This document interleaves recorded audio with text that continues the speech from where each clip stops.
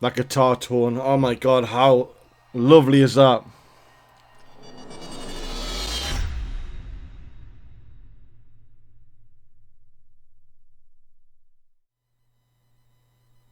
What's going on, guys and girls?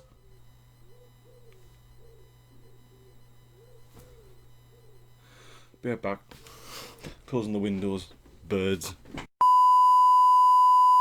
What's going on, guys and girls? Stewie here, back again in the video, and in today's video we'll try something a little different. My channel will always be a pop punk, if you will, channel. That will be its main for a long time, but content creators do have to try and change things up a bit, like here and then. I did start off with Busted, didn't I? And Busted, kind of like, it just stopped, didn't it? So what do I do from there? So my genre of music and my personal favourite is pop punk. Green Day, Blink, you know this. This is what you subscribe for. But I will always try other things, and there's other music I like out there, you know. And today we're going to do, like I said, something different. Today we're going to react to Metallica! Nothing else matters from their M&M2 S&M2 show, and I'll explain what that is in a second. Why am I doing this? It's just to try and change things up. I do like Metallica. It's a band that took me a long time to get into, and I'll explain that as I go on. I'll tell you what I'll do. Down below, I'll put a timestamp when the reaction actually starts, because they're here to watch me reaction, and they don't want to listen to me blabble on. I know that I've got many comments of all videos like, here's when the reaction starts. So here's the time. Go there if you want to see the reaction. For me, I'm going to explain S&M, my experience from Metallica and why I'm doing this, and, you know, like the story, because it took a long time for me to get into them. Very long time. You might be asking, if you're not a Metallica fan, what is S&M2 and why is it number 2?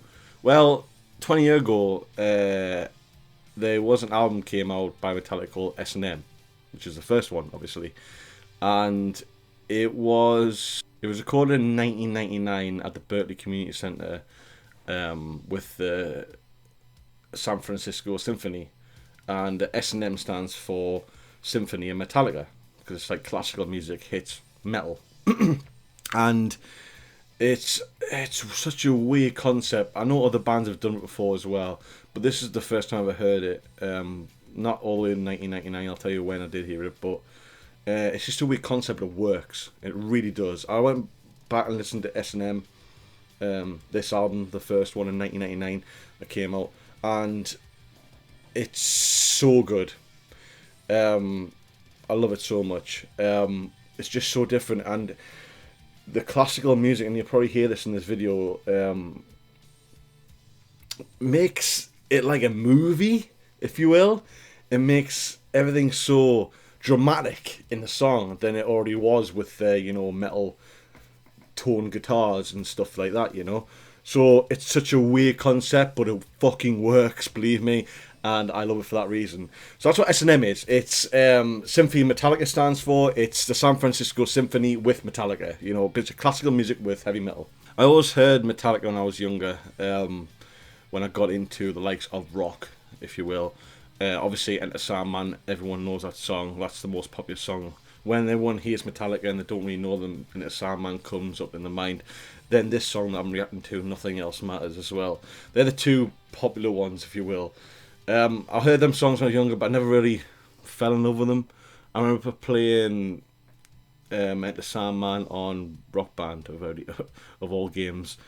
The less, you know, good rhythm game, I would have said. So that's another story from another time. But I always liked it, but I never fell in love with it. You know, it was just, if it came on the radio, I was like, yeah, let's have a sing along. But I would never ever put it on. And to this day, I probably wouldn't put it on, because it's probably my less favourite one.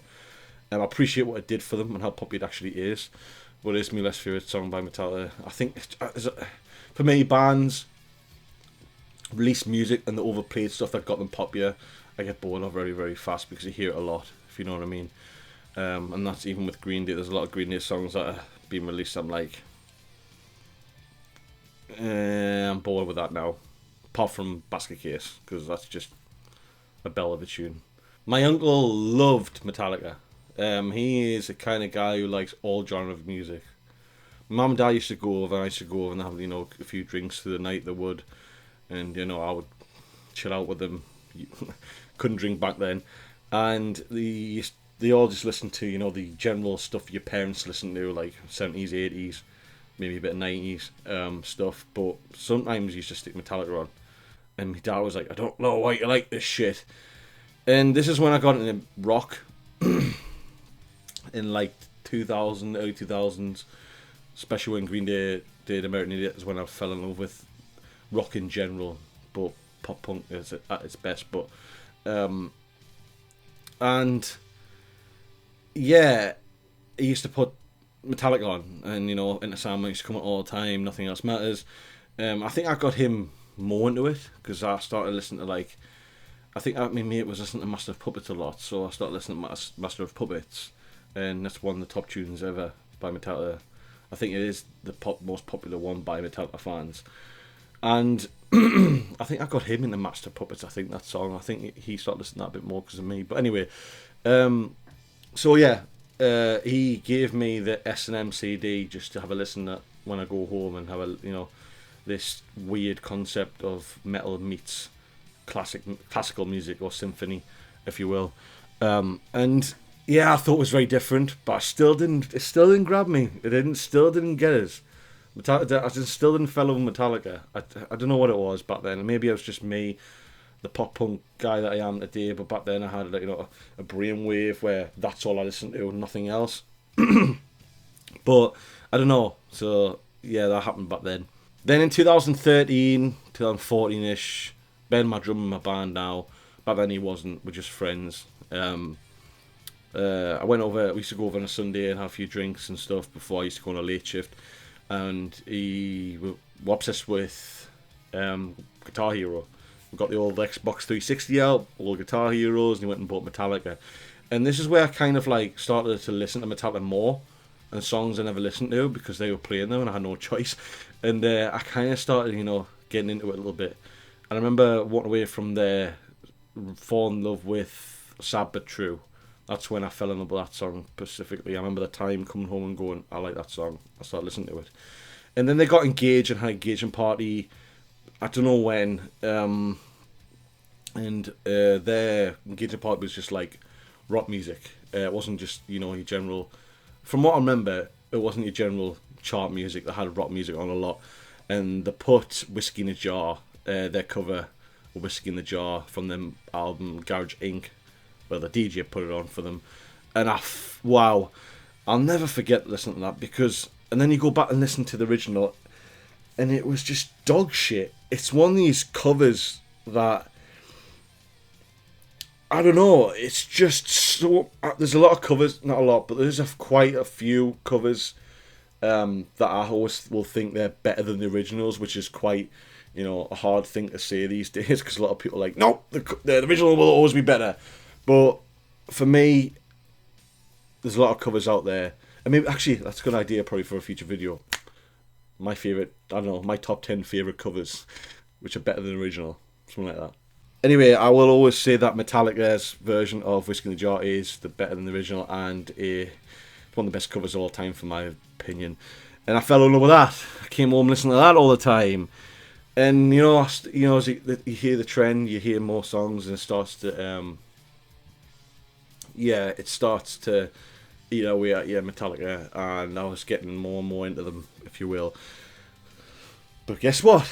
That was it for a while. That was it. Then Hardwired to Self-Destruct was about to come out, and there's a hype around it because of releasing songs like Moth and Flame, and Ben kept telling us about them, and came out, but I didn't listen to the album. I didn't. I don't know why, I just didn't listen to it.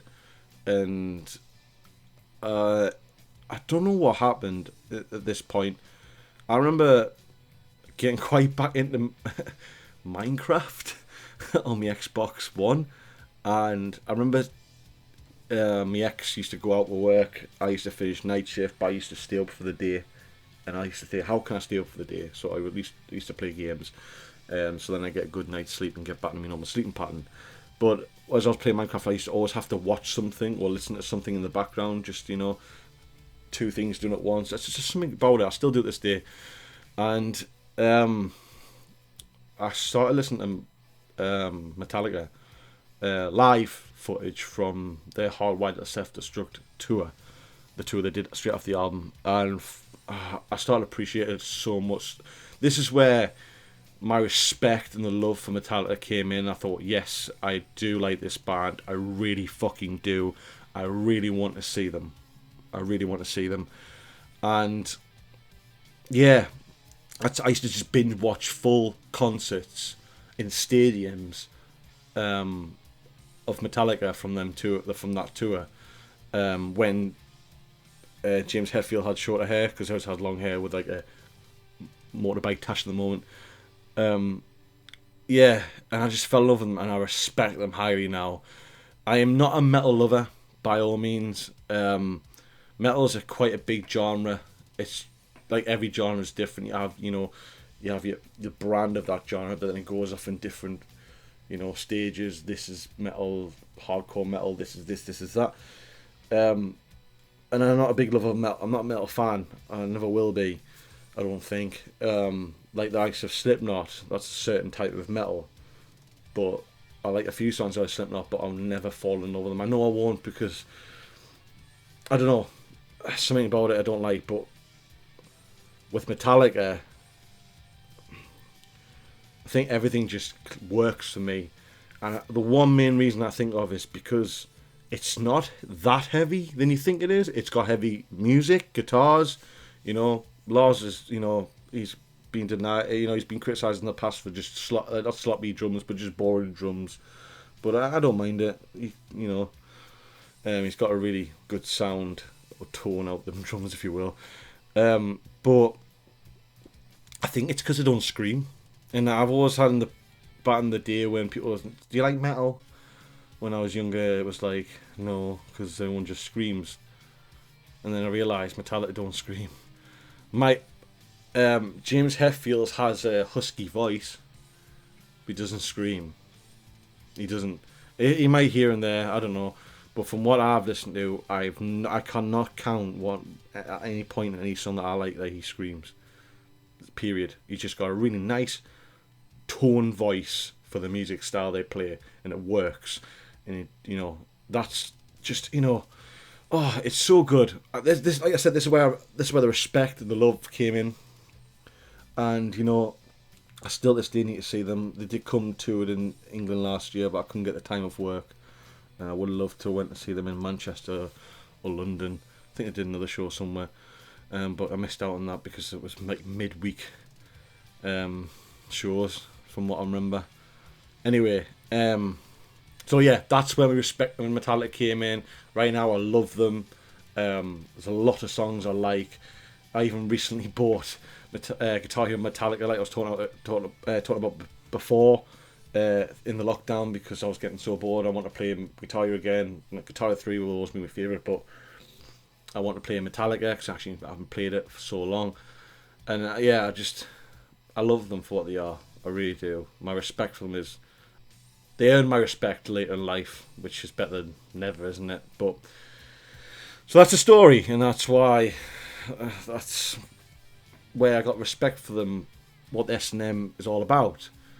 Anyway, so as I told you before, S&M 1, 1999. In September 2019, Metallica came together with the San Francisco Symphony again for the 20th anniversary of S&M to do S&M2. Do it again. I don't know if it's like for like. I doubt it. I think they'll do new songs, It was at the Chase Center in San Francisco this time as well. Then in October, a month later, they must have edited it all up really fast. They released it to the cinemas, and once again, it was a weekday when I was working and I couldn't go see it. So I'm so unlucky so far with Metallica, but I'm sure I'll get there one day. So yeah, they did SM2 for the 20th anniversary with the San Francisco Symphony again, and yeah, it came out in cinemas. And when I heard this, I was like, oh my god, I really want to hear this, because it's been 20 years since SM1, and it's such a great concept. Hear some new songs, hear if there's anything different from the original SM album. But yeah, Then we got a trailer a couple of weeks ago, S&M2 trailer, and basically in a nutshell, it's coming out on all platforms, Blu-ray, streaming services, CD, digital downloads. They're even doing vinyl with splatter. They're doing an exclusive, like, massive thing, which is like £300, where you get everything that I'm talking about here. You get like the vinyl with a splatter, exclusive page book of photos from the show, 2 CDs, 5 guitar picks, a poster, MP3 download, and a signed music sheet. A music sheet the orchestra used in the show, signed by Metallica, which is probably one of the best things you'll ever buy. It's probably why it's worth sort of a lot of money. Honestly, it's a lot of money.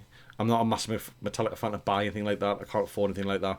But I can imagine if I did get it, I would just frame them sheets and keep them forever, because that would be worth a fucking fortune in years to come. S&M2 signed, used music sheets that the orchestra used. Think about it. Like, imagine another 20 years' time. Oh my god, S&M2. Like, you know, oh, I've got signed music sheets used in the show. Like, everyone would be amazed by that. Get all this stuff, probably a little bit more for that big price. That's a big bundle. But, yeah, I'm a bit jealous of that, but it is what it is. I'm not a huge Metallica fan to buy anything like that, but I can imagine how, you know, die-hard Metallica fans feel if they buy that. So, yeah, enough of me whining. It's been a long talk already. I apologise. If you skip this part, then you've missed out on me talking about it. Probably best, really. I've been blabbering for ages. Before we start, just let you know, S&M2, like I've just mentioned, will be available to buy, or you'll get it on the 28th of August if you pre-order it, or you can buy it that day or whatever. So yeah, that's when it comes out. So it's not out yet. I can't react to the full show, much as I would like to. I think that's really, really far and come to like copyright issues, and people have issues with that, and I can't react to the full show. I wish I could. And it'll be a long show. It's about 2.5 hours long. So what they've done on YouTube, they've released 2 songs from that DVD early, and obviously Nothing Else Matters is the main popular one, so that's the one I'm reacting to. So that's why I'm doing that today. I'm going to try and compare it to S&M1, but we'll see. I can't remember S&M1 much when it comes to this song, so I know his vocals will be different, because S&M1 is such a strange vocal. It has good vocals, but such a strange sound, because these later years, James Hetfield, his tone and his voice has changed, but it suits out his age. It's helped his, you know, sound good. He's got more of a husky voice now than he did back then, I would say. Unless S&M1, he changed his tone just to suit the orchestra. I don't know. But anyway, so this is why we're doing it. This is a song from the new S&M2 CD that's coming out in August.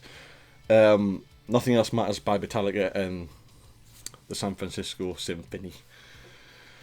It's the longest talk I've ever done in my life. If you skipped it, you're probably glad you did. Anyway, here we go. Let's just get into it. Are you ready? Here we go. In 3, 2, 1, go.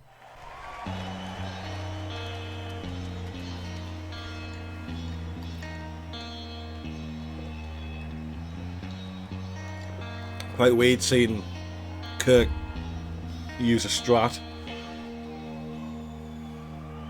Maybe a bit more twangy tone. Mine does that. His tone's dead twangy on a Strat.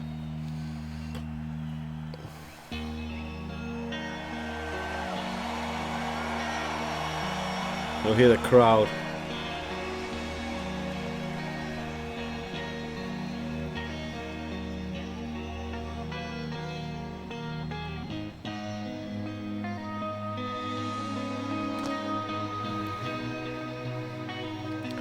So far the orchestra's not too loud. In S&M1 they're really loud. You could hear them quite, sometimes over the guitars.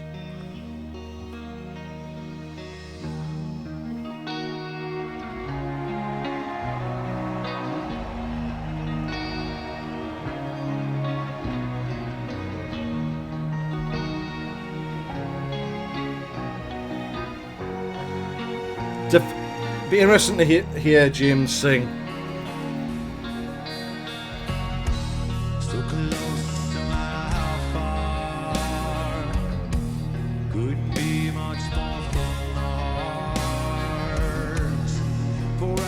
trust in who we are, and nothing else matters. He sounds so good. Just sounds like he normally does a normal gig though. If I remind myself, I'll show what he sounded like in the old S&M album. Totally different from this. All these words I want to say, and nothing else matters. I'll be honest, you can't really hear the symphony orchestra. And I'm finding you every day for us something new. Open mind for a different view, and nothing else matters. Never care what they do. Never care what they go. They're not that loud compared to the first one. I can hear them. So close, no matter how far. Could be much more from the heart. Forever trust in who we are, and nothing else matters.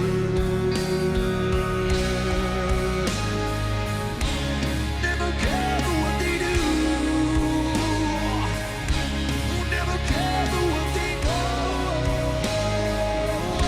'Cause I know. Oh, yes, I know.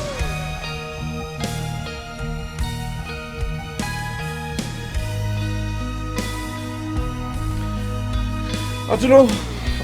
I don't know if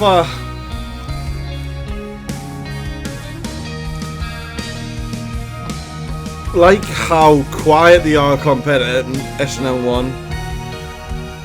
It's not overpowering, I get that. It might be a nice tone. It might sound better this way because you want to hear Metallica as well. That's loud.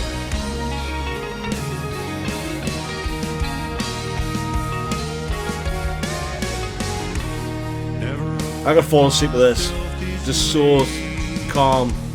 Life is ours, we live it our way.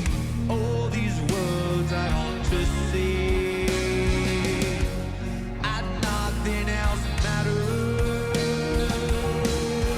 Yeah, trust I seek and I find in you. Every day for us something new.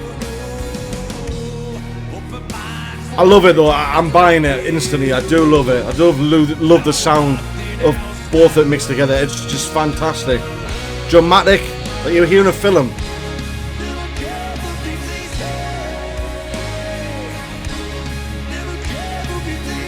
Everyone's just chilled out, you know, and no one's like, "Ugh." Everyone's just like calm, and it's weird.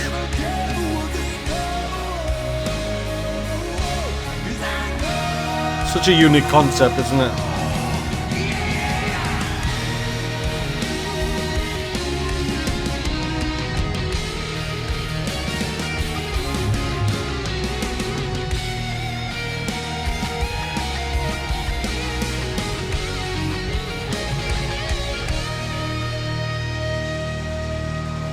Oh, sounds so good.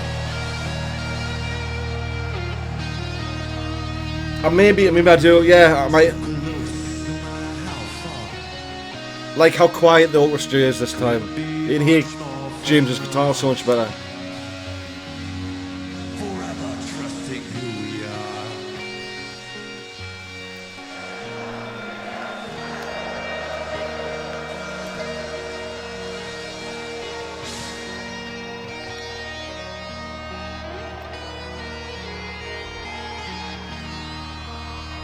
That guitar tone, oh my god, how lovely is that?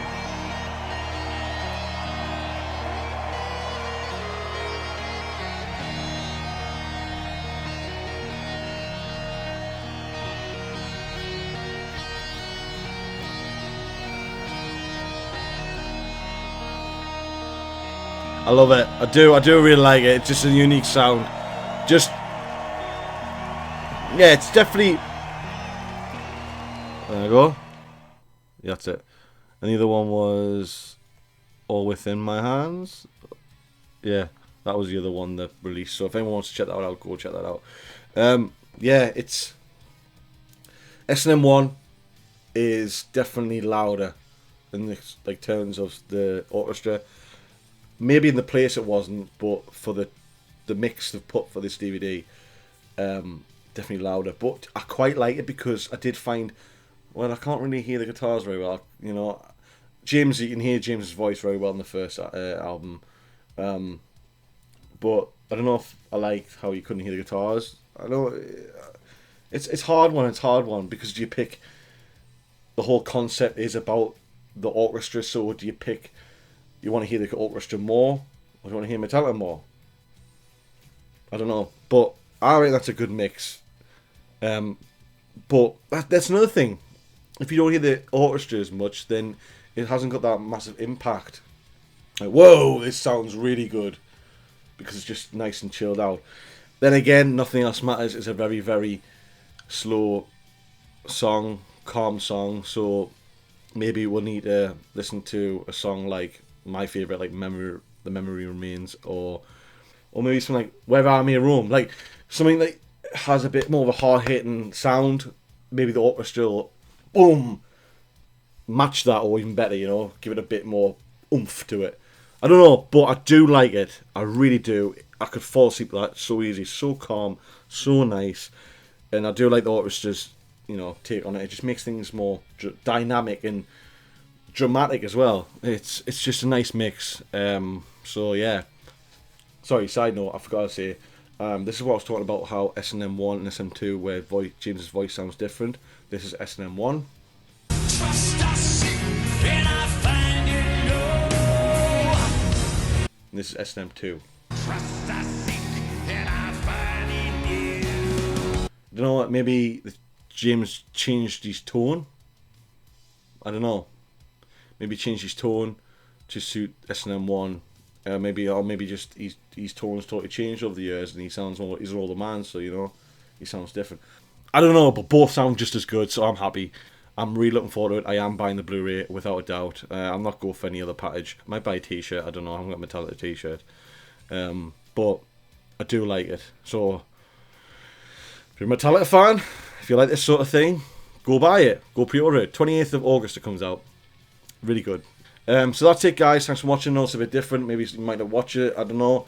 But if you have, thank you so much. Please comment, subscribe. Follow me on Instagram, Twitter, and Twitch, Snapchat, and TikTok.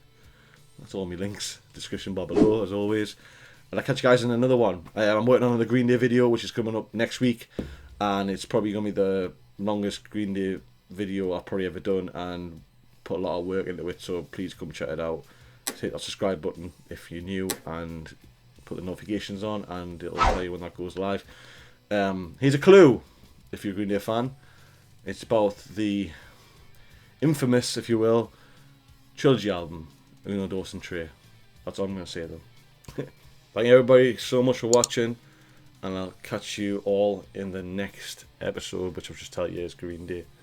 So, yeah, I'll see you then. As always, peace.